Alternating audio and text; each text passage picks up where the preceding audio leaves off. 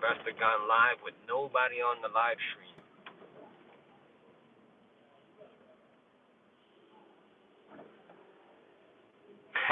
What's up? BW free, yep. Gotta pick up the kids Saturday school.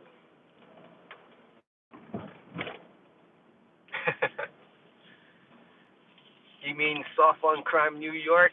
Pull me over, let me go 2 minutes later?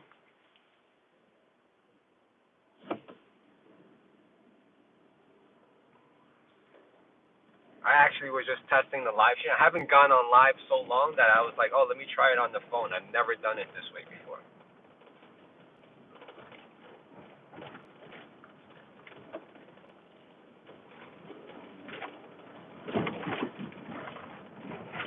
What's going on? So it's going to be a quick live. I'm not going too crazy. I just want to, so I haven't posted, consecutively because I've been putting effort into my other channel. And of course, it's two different topics, and I don't want to mix the two. But with the Poor Investor, I guess I grew it to where it is now with like 8,000 subscribers, which isn't a hell of a whole lot, but it still took some time to get there. It wasn't definitely far from an overnight sensation or a sensation at all. And I just wanted to kind of let you guys know that, I'll be putting out more content. I'm still, now that crypto has been bubbling up and coming back into the picture, especially with the new presidential election, now that, Trump's in place, and especially Elon, right? A lot of these shit coins, crypto meme coins, were just like stagnant for like the longest time.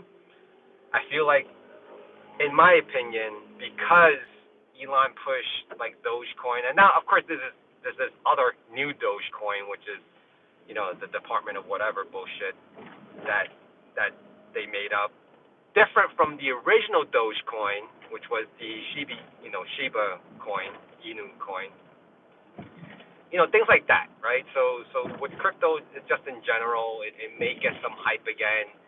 If I had a good amount, I would probably sell as much as I can if I was capitalizing on, making good money. But because I don't even know what the hell. I think I sold a lot of my crypto already during the hype to buy more real estate. So, in my opinion, real estate has not gone down. All right, let's just put it that way. It doesn't fluctuate the same way where it loses value like crypto does in a single day. It just doesn't happen.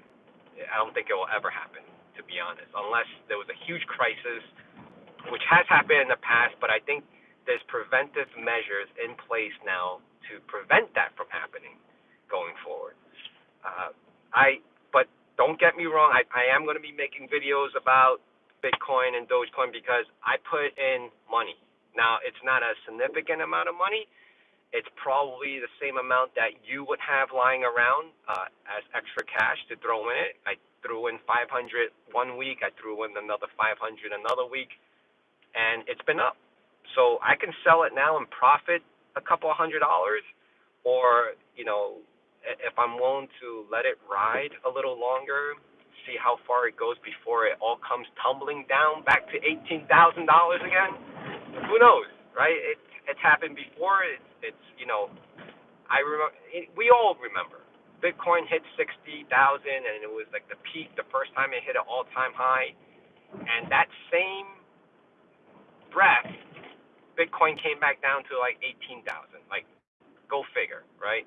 So now that it's at 90,000, who's not to say that it's going to come back down to 20,000 by next month or so? So a lot of crypto stuff is really unpredictable, but now that with the momentum and the hype of it, I think there's something to still, people are still interested, like what's going on. More and more people know about Bitcoin because it's in their face, and just crypto in general. There's still a lot of meme coins out there that has no significance whatsoever. So, out to your slumlord.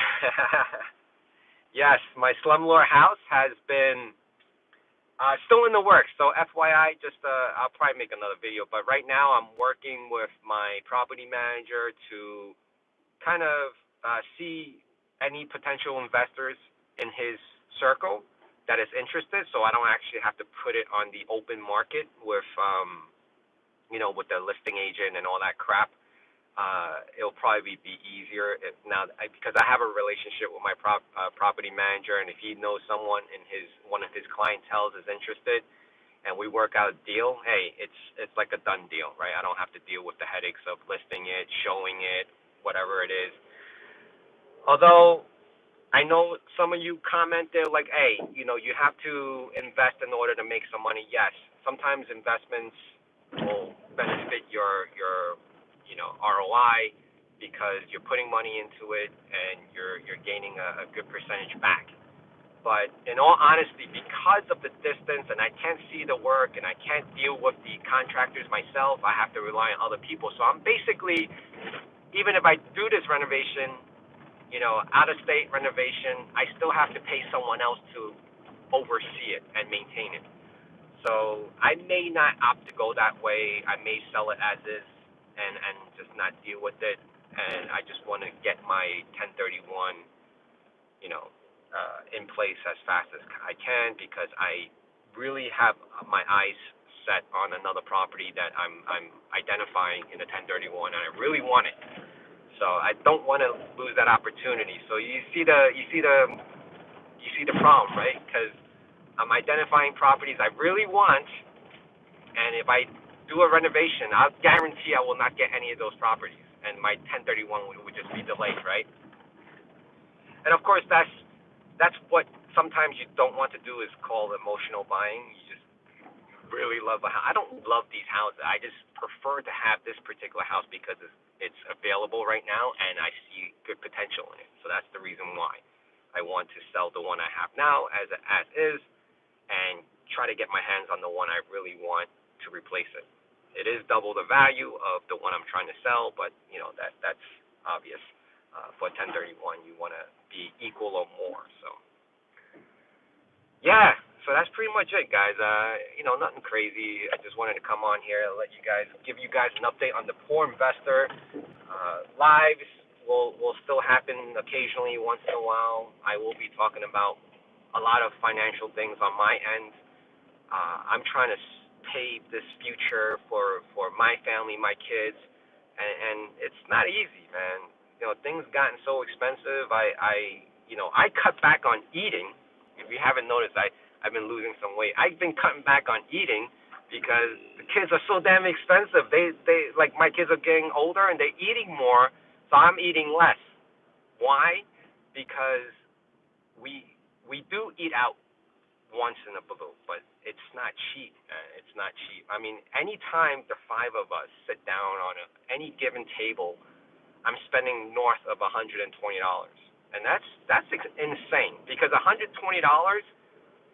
can at least last us 2 weeks of groceries if we were cooking at home. You see what I'm saying? Like one night of eating equates to 2 weeks of breakfast, lunch, and dinner. And when I say breakfast, lunch, and dinner, yeah, it's not steak, it's not lobsters, it's not anything fancy like that. But a carton of eggs, some spaghetti, a can of Spam, and ramen. It goes a long, long way for $120. But if you go to sit down at a restaurant, any restaurant, and the worst ones are the chain restaurants. I mean, actually, they're both equivalent now. You can go, mom and pop shops, restaurants, and you can go to, chain restaurants, Olive Garden, and all those other, supposedly fancier chain restaurants. It's crazy times, man. So yeah, it's expensive. So I've been cutting back on how much I eat at the dinner table so my kids can eat, which is crazy, right?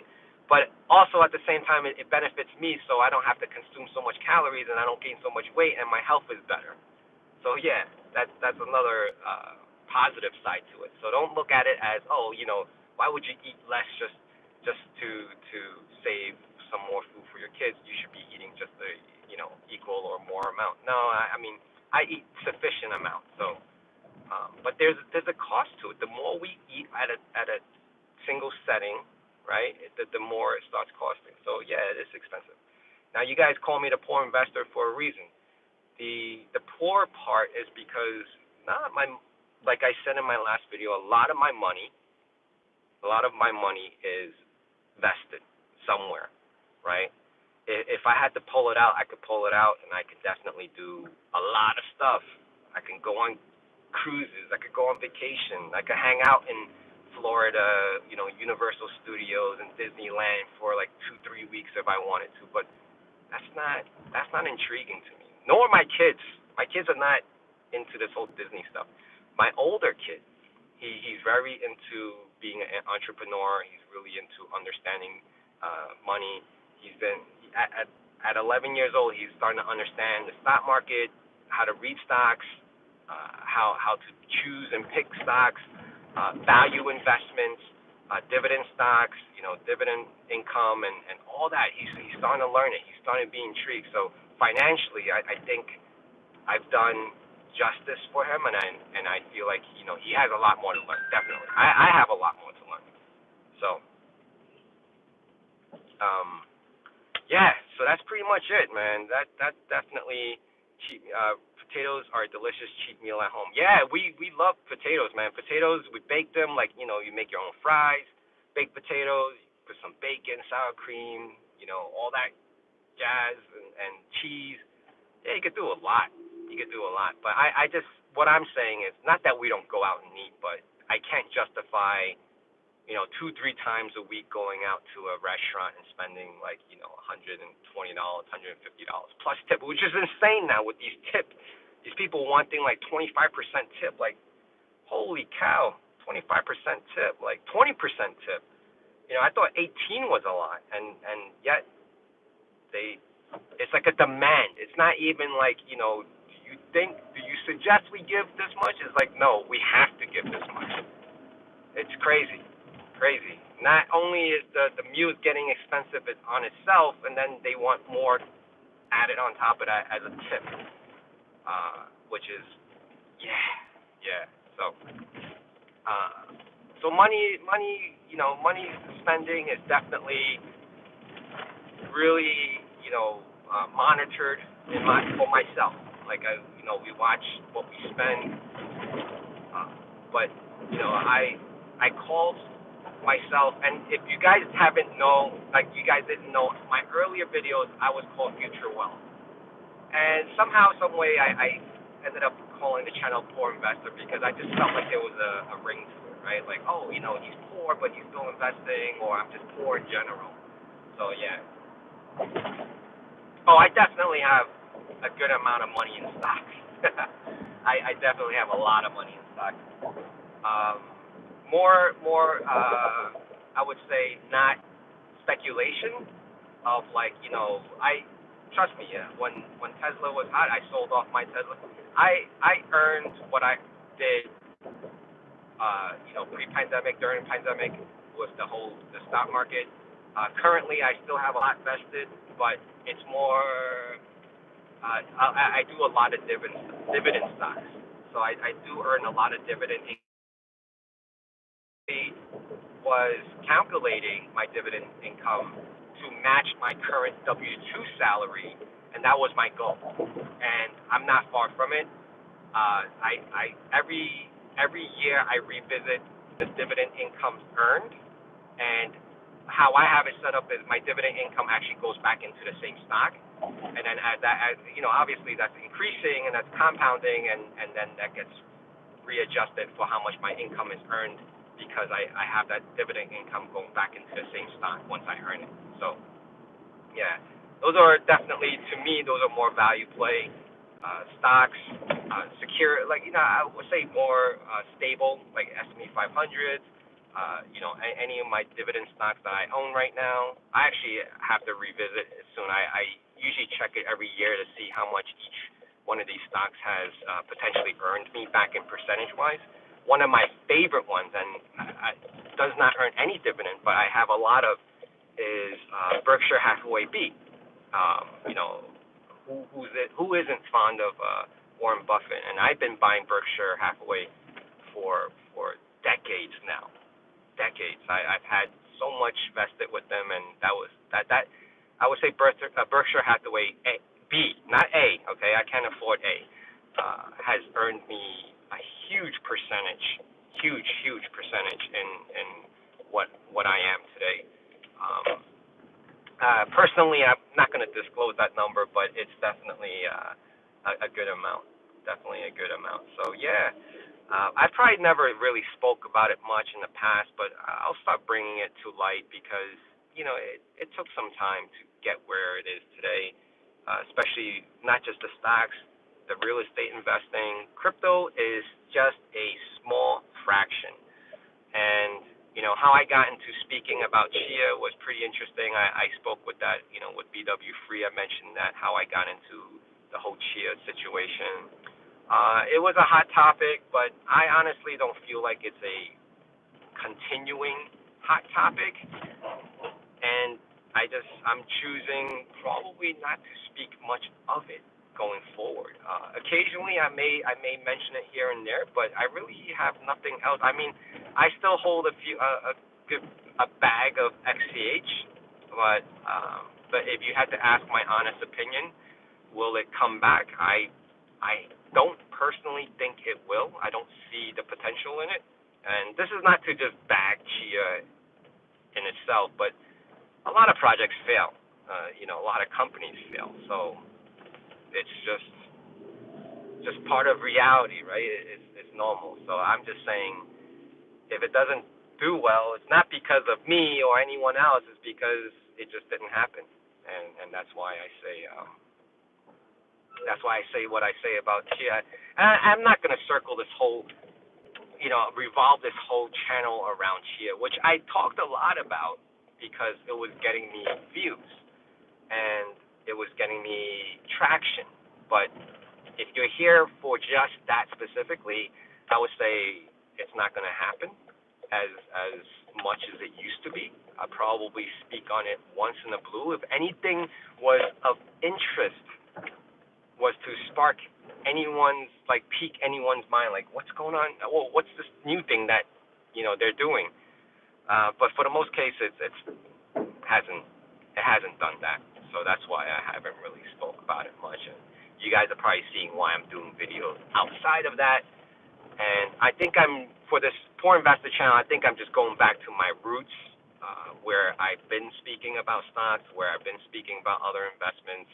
I still love buying or looking into buying GPUs and speculating on mining because there's a part of me that still loves the hardware of, mining, like the GPU stuff, the PC. I just built a new PC the other day, and I didn't even, do a video about it just because, right?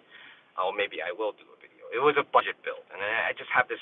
Sometimes I just have this urge to do these things. I want to do more with, build more, and just have it there because I don't know. I have so many damn machines that it's not even funny anymore. I don't know why I have so much, but yeah, it's I still love going to Micro Center once in a blue and seeing what's on sale, and especially now with Thanksgiving coming up with Black Friday.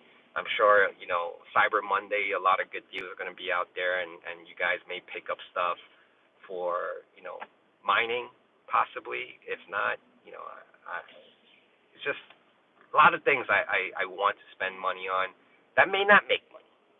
Buying a new machine. But I did have a really good reason why I bought this machine and why I built it. It was a really budget build. I mean, it was CPU and the CPU and the motherboard alone was like $120. It was a Ryzen 5, really low key. I had some extra memory. I had everything else. I had the NVMe, so I built this machine, and basically it was it's a machine that I built to store all my financial information. Downloaded all my anything and everything that related to my finances, and right now physically it's just unplugged. It's not even plugged in anymore. I have it stored. It's like a vault, like a safe for all my financial information. So that's why I built it. So yeah, you cover a nice variety of crypto. Thanks, Sterling. I hope so too. So. Probably going forward, definitely do want to talk more about Doge, which is I'm speculating. Guys, trust me when I say this. I threw another $270 into Dogecoin. And why the odd number? The $70 came from the Shiba Inu money that I had sitting in my Coinbase account. I was like, oh, let me just convert this to Doge. It was a good move because the percentage was, I did it like 2 weeks ago. Because when Elon started talking about all this, I sensed that, his relevance, his tie to Doge was going to do something to it. And I was right. It was a big speculation play. I had no idea if it was going to go back up or not, so I just did that. And that was pretty much the reason why I put money back into Doge, took it out of Shiba Inu and threw it back into Doge. So, yeah. So that's pretty much it, guys. I don't want to, have a whole hour of, just babbling. 20 minutes, 21 minutes is definitely more than sufficient to let you guys know exactly what I was planning to do with this channel. I appreciate you guys, the ones who are sticking around and watching some of my videos. I'll promise make it short and sweet most of the time. I'm not going to drag it on. I'm not going to be, speculating and putting hopium into crypto projects like some other YouTubers that every day they talk about the same thing and it's like they're just pumping it, right? Because they don't want to hold bags. The more they pump it, the more you look into it and buy it, the more money they make from selling it. So that's pretty much where I see that. And that's definitely not what I want to do. There's no reason for me to do it. Getting into crypto is more of like playing scratch-off tickets, right? Just playing around, nothing serious. I'm not going to throw in $100,000 into any speculation crypto. All right? Thank you, guys, and hopefully I will check you guys out really soon. Expect more videos. Thank you. Take care. Peace out.